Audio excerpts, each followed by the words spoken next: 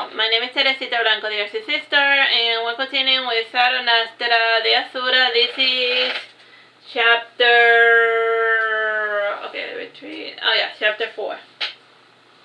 I ate a silent meal with Liz and the rest of the guys, and Liz was looking a lot better, and he had bathed and changed his clothing, though he had not bothered to put on his makeup, so his friends were still worried about him. From time to time his eyes would wander, and his head would jerk around violently as he tried to follow the movements of something swift that only he could see, and after dinner we got off the boat, and we went together to an abandoned fishing village. And Liz went towards the graveyard alone, and I started to follow along, and the ebony priest made a motion to stop me, but his hand flinched away from me. And Liz stood before the graveyard, and he yelled, "Eric!" And after yelling this, he returned to the ship without saying another word.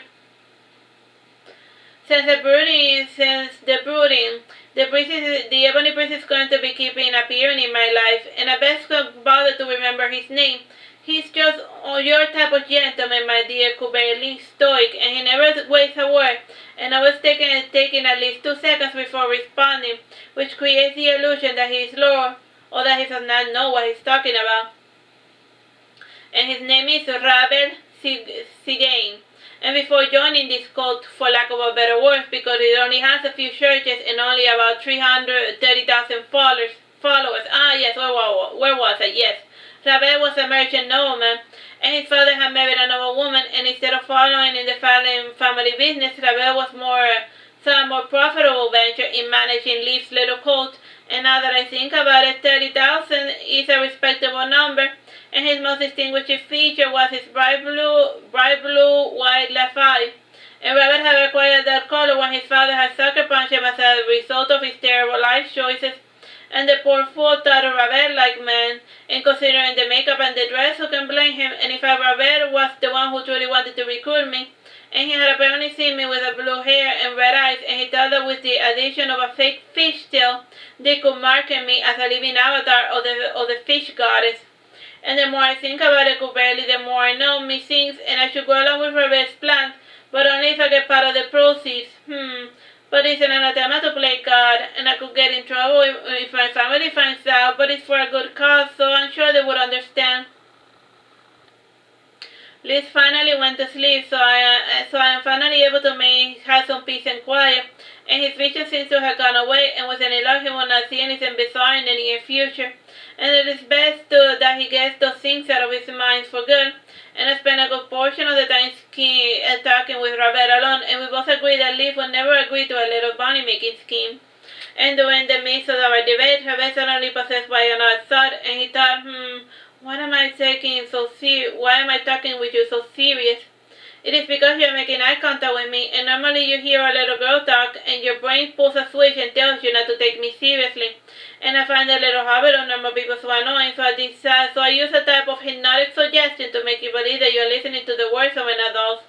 And it will no longer work now that I have made you aware of it, so it was fun talking with you, I said, getting up and starting to leave.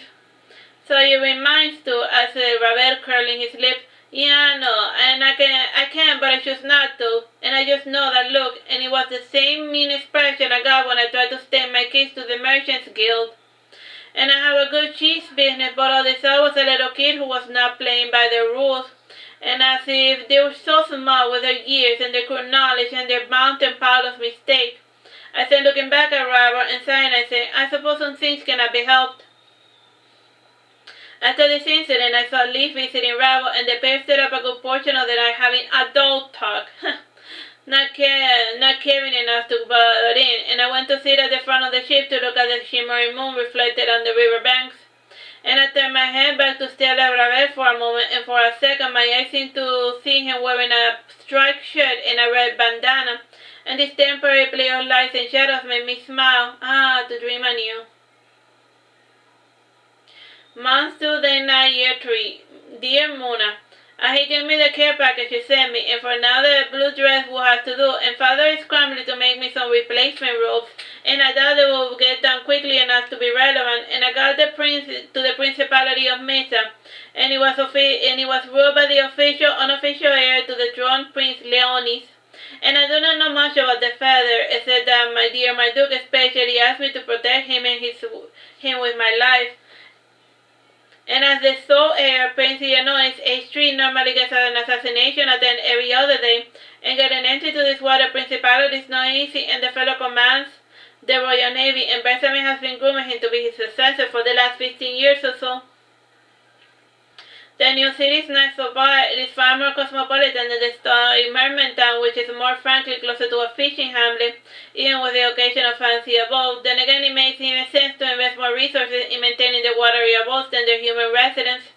And Misa, on the other hand, had large clusters of alabaster stone homes built together, and the red brick roofs were another good measure, and the coast was a bit like a crescent moon, with a large bodies of water on either side and at its center.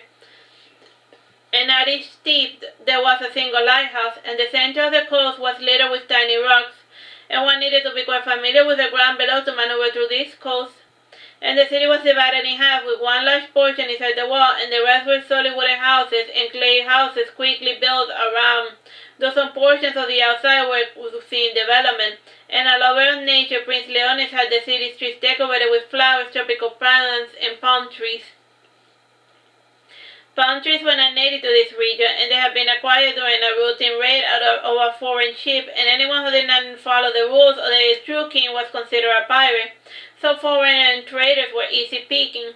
And the homes outside the walled city sliced through the natural forest vegetation, and behind them loomed the mountain.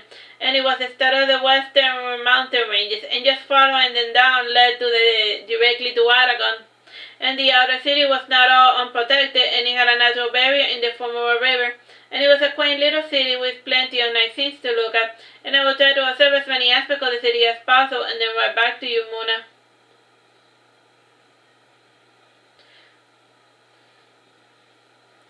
Places of interest: the Temple of Verua.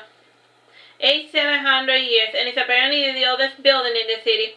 It has most of its original structures. The walls and open corridors were decorated with clusters or lifelike depictions of marine life, and it has 4 large saltwater pools, and the marine life was taken from the ocean. And one of them has a working mini coral reef, and the second pool had only been working pearl farming in the kingdom, and other attempts at pearl farming have been tried in different locations but all failed to produce the same brilliance and viability of this temple. And the third was a regular pool used for swimming, and while the fourth was used in ceremony. And the fourth pool was sacred, and no living thing was allowed to enter within it. And the minor goddess tended to manifest from this ultra-salty brine water. And aside from these pools, the temple had 3 large complexes, and the entrance building where most of the ceremonies took place. And it had the sacred pool at its center, and the second was beyond the oyster fund and passed beside the tropical fish pool. And these had the residential apartments all on the same level, and there was the largest portion of the temple which comfortably accommodated 250 people. And since this set did not have the whole also poverty thing, even the apprentice room had modest accommodations. And the priests were usually situated close to the pool, and the third section had the library and the private shrines behind the basement, and only the initiated had access to the library and the shrines, and other temples from that age were legitimized by a reliquary. The one in this temple was a misshapen pearl, almost the size of a human baby, and it had a nice milky magenta color with a glistering blue sheen towards the soft edges, and it was at the center of the main shrine, or so I had been told. The Emerald Palace, age 41.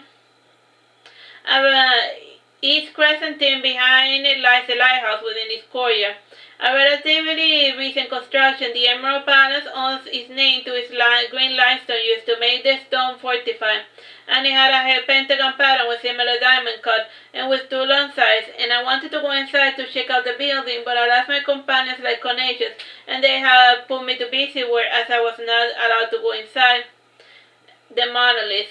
Located beachside towards the western part of the outer city and at the mouth of the Rainbow River. The monolith is about 3 meters high, and it has some bizarre-looking scribbles, and the writing does not match any of our known samples, though it looks like a mixture of cuneiform and Sanskrit.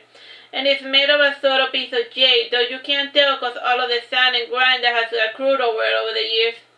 And 4. The Curiosities of Rudolph. Location: the white brick manor 2 blocks from the water temple, and just past the flower market.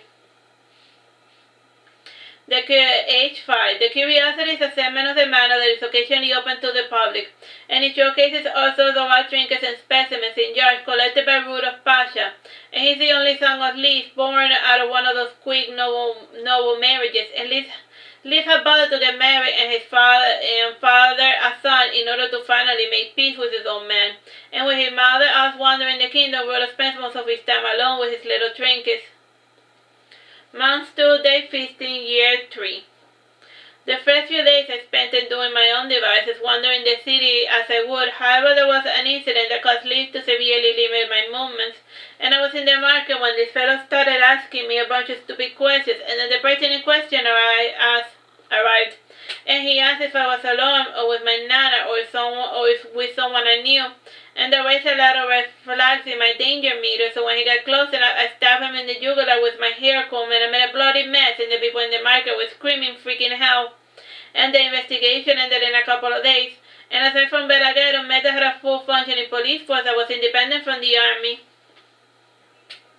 And headed by the Lords, the investigation proceeded more or less smoothly, and I did not have to spend a single day in jail, nor was I questioned, and apparently the guy was a noble from another hood who had a bounty on his head, and he had been living in the outer city under a different name. At least never told me what the man had done, nor did I bother to inquire, and he had given me a bad vibe, and that was enough to kill him, I suppose, even though he was no real threat to me. And even in the ocean has all my senses. At least I think they're sharper, though lately, Chevy lady, I feel like that I may have murdered someone just for getting a little too fresh with me. Oh well, there's no point in thinking about it, and what's done is done, and in the future I will wait and see how things unravel. I just came back from my short 2-hour walk in the market, and my escort Rudolph, who was none too pleased with the prospect of babysitting me. And he is about 14 years old, and he has the same large forehead and chin as his father, though the rest of his face is identical to his mother, with large expressive black eyes, delicate aquilines, and lips with rich ridges. The fellow was tall for his age, so he could more or less pass for an adult or a pretty lady, and while I was poking a snail with a stick, he said, I am bored. If you're not going to buy anything, let's go already. I only get one trip a day, so bugger off, I said, poking the shell some more. Just leave that poor animal alone, he said, taking the stick away from me, and holding my hand, he started walking me back to the temple. And because all the other girls are afraid of the outside world, and for good reason too, I said, answering his question. And Buddha was already used to my occasional mind reading, though frankly his was a mind I could siphon because of his magical powers, and he had become aware of his powers only just 2 years ago, and he had been taking classes in secret as of late with a strange magic guy.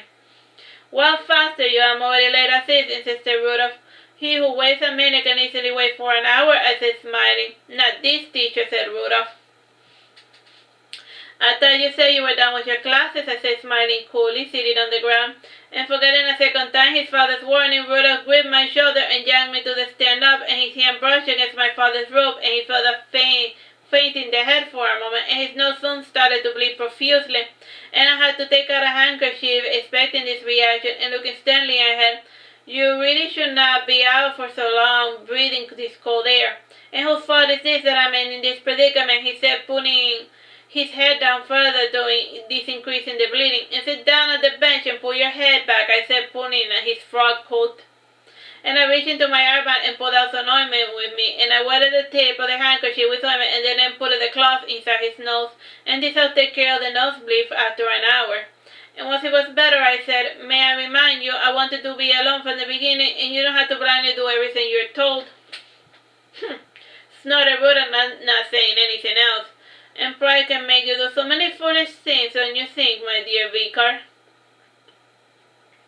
After returning from my daily walk, Lee finally had a free moment to orient me towards my teacher, and I was truly disappointed by the fact that Lee was not going to instruct me in whatever of his religions, nor even bother to give me a simple outline of my duties. And then again, he has his head screwed on backwards since that incident, and whenever I see him, he's in the middle of a song or a ritualized dance, and in one of the times he was dancing about with other men in around the sacred pool, and at the height of the ritual, he took out a knife and he sliced his wrist, and as the blood poured into the sacred pool, the water bubbled and started turning into a deeper crimson, and soon the lesser goddesses granted him the power to walk on water, and the two manifested enjoying the dance in their feminine aqueous form mixed with other marine organisms, and there was no morality nor point to the actual dance, aside from the wow factor. And at the end of the dance, the fishermen were allowed to dip their nets, rods, hooks into the water to receive its blessing, and the blessing lasted as long as the crimson color remained in those items. And since blessings were a two-way operation, they were only as good as their faith, and other visitors were not there for blessings, but to just enjoy the show. Another important performance piece was the blessing of a new vessel, and all of the ships had to be blessed by the priest to ward away the bad weather. And Liz also blessed the ships of the Navy along with the other priests, and it was busy, tiring work, and having a bit of a showmanship. Liz was always planning new routines, preferring laws that did not require spilling his own blood on a regular basis. And he only did the blessing of the fishermen twice a year, and the blessing of the Navy fleet occurred more often during the summertime. And aside from his priestly duties, Leaf had the makings of a prophet, which translated into more busy work. And it is no wonder Rudolph never sees his father like ever. And like most cliché prophets, Liz would go to the town square and start rambling nonsense in an effort to interpret the will of the goddess, and she had apparently been more vociferous than Liv's close encounters with the imaginary kind. And I had actually seen him today while walking with Rudolph, and he was yelling, "And magic is an abomination. To use magic is to invite calamity upon the world and keep up your sinful processes. All foolish magic used as mankind was not meant to sway the elements to turn lead into gold. It is foolish to try, and an even greater sin to succeed." And these were indeed the words of the lesser goddesses, and the two shared their fears of magic, though they never revealed the true reason why that craft was universally forbidden. Regardless of what planet you go to, magic is treated as an aberration of the natural order of the world, and you are dooming us all with your self-indulgent craft, and repent and stop, and by all of the gods, stop your foolish pursuit, and you are dooming us all to oblivion, to suffer a fate worse than death, all because of your damnable pride. Continue, Leaf. And I whispered to Rudolph, "Imagine what your father will say once he finds out what you do in your spare time." What spare time? All I do is work, and try to keep my father's estate from falling apart, and nothing else. And anything else you say is pure malarkey," said Rudolph, snorting. "Sheesh, your handsome teacher is not here. You do not need to badger me with your big fancy words, and you're not even using them right," I said, smiling coyly. And aside from his preaching, Leaf would produce large volumes dedicated to theology, and some describe his personal relationships with the goddess as well as the blessings she had done for him, and all those he favored. And he was the first to actually admit that miracles and blessings were not all something priests could do on demand, and more of a so-called blessing of the gods gave to humans were nothing more than facsimiles designed to trick people out of their well-earned money. And as a rule of thumb, blessings could not be bought, they had to be earned. And for openly telling his lay followers that the Leaf was quickly gaining a lot of animosity among the established religion. And Rabbo always took care to protect Leaf from the shadow by maintaining a healthy network of spies and even an assassin. And Leaf was blissfully ignorant of all of these proceedings, as he had always left it to Rabbo to manage his personal letters and his checkbook. Yet that is a good way to describe Leaf, always ignorant of the weird world, fought to enamour, for lack of a better word, with his goddess. And I suppose that is how it is for a person with a true calling, my dear Imperator. And I remember Mother once telling me how callings worked, and it was like falling in love, and nothing made sense anymore without dedicating oneself to a person, or should I say a God one loved. And when I asked her if she had ever felt that way about my father, she simply pouted her lips and changed the subject. And Mom was always like that, and just because you ask her something, you're not guaranteed an answer. Now back to my teacher. She was originally a handmaid and punching bag of Lee's wife, Josefa, and Josefa had a violent temperament and an aptitude for bullying to boot. And like Lee, she too had gotten married to get her family off her case, and after sleeping only once, Rudolph had been conceived, and the pair went their separate way until Rudolph was born, and then back to their own businesses. And Rudolph had turned out alright for being practically an orphan, and only Rabbo had bothered to make certain Rudolph was attending his classes or getting fed on a regular basis. And in a sense, Rabbo was like a father to Rudolph. And the handmaiden Clotilda was his wet nurse and seldom mother, and why she insisted on serving Josefa was a matter of much debate. Not that it mattered much to me, and to each their own, my dear Imperator. Anyhow, Clotilda was a soft-spoken teacher I was offered, and since I was an apprentice, nun or whatever, I was going to start with a very small, easy-to-perform task. And aside from helping with the daily maintenance of the temple, I was to go out into the market and sell icons and other religious paraphernalia to pay for the food and upkeep. And after dinner, I was to receive my classes in a number of generic subjects like math, reading, history, politics, singing, dancing, poetry, painting, sculpting. Ideally, when I was a little wiser and more trustworthy, I would begin my introduction to the mysteries of the goddess Deasura. Alright, that's a good place to leave it. Bye-bye and God bless.